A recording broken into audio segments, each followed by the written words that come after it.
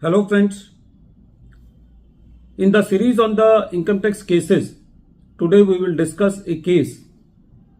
which is based on the additions made by the assessing officer on the basis of deemed rental income. We all know that section 22 talks about of income from house property and section 23 talks about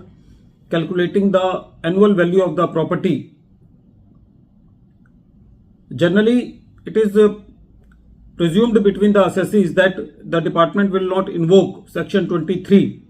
and there are a number of the cases where the assessees have various properties and they are not taking any income into their computation of income on the deemed rental income basis. Generally, this provision is not very much invoked by the assessing officers, but in some cases now it is coming to the in the various cases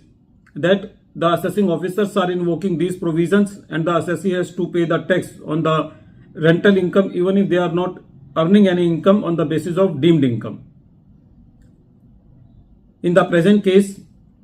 which is Modern Abodies Private Limited versus Income Tax Officer, which is reported in 120 ITR Tribunal at page number 353 and which has been decided by Honorable Mumbai ITAT SMC bench on 3rd April 2023. In this case, the assessment year was 14-15 and the assessee was involved in the business of buying, selling and renting of property. The amendment was brought in from assessment year 17-18 that if the builder will be having some stock of flats or some shops which are not rented and which are lying in the stock, even the builder has to give the income tax on the deemed rental value on those properties. But this provision was brought from the assessment year 17-18, and when this provision was suddenly brought, the various builders were there which do have a number of the flats in their stock or the properties which were unsold and they were not on the rent also. So this provision is very heavy for them. So a small relaxation was given by the amendment in section 23 subsection 5 by giving the period of moratorium for 2 years. So practically this provision for a person who is in the business of renting is applicable from the assessment year 17-18 and then plus 2 years of moratorium. In the present case, since the assessment year was 14-15, this provision was not applicable even if the assessing officer invoked the provisions and added the 10% of the cost of the property into the rental income of the assessee. The assessee filed the appeal before the CIT appeal. It was the submission of the assessee that this provision is not applicable to the assessee for the assessment year 14-15, but the learned CIT appeal went with the addition of rupees 8.5%. He gave some relaxation in the form of 1.5%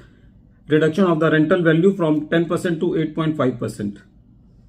The assessee moved to the tribunal, and when the tribunal heard this matter, the tribunal was with the assessee that in the present case, since the assessment year is 14-15 and the assessee is in the business of buying, selling and renting of immovable property, so this provision is at the face not applicable from the assessee from the assessment year 17-18 plus 2 years of the moratorium period. So the tribunal deleted the additions made by the learned assessing officer at the rate of 10% of the cost of the property. The great takeaway from this case is that, and for those assessees who are not including the income of the deemed rent into their computation of income, because if the scrutiny goes on, then the revenue can add this income, then the assessee may have to pay the tax, interest and even penalty also, and in some cases it may also happen that the assessing officer may even reopen the case under section 148 for the previous years also. So we should avoid this type of practice, although it is very harsh for an assessee, because if some property is not on the rent, the assessee has to pay the house tax, the lease, the maintenance charges, and now the income tax also on those properties. At the end of this video, once again I am repeating the name of the case. The name of the case is Modern Abbots Private Limited versus Income Tax Officer, and this case has been reported in 120 ITR Tribunal at page number 353, and the matter has been decided by Honorable ITAT SMC bench on 3rd April 2023. Thank you, friends.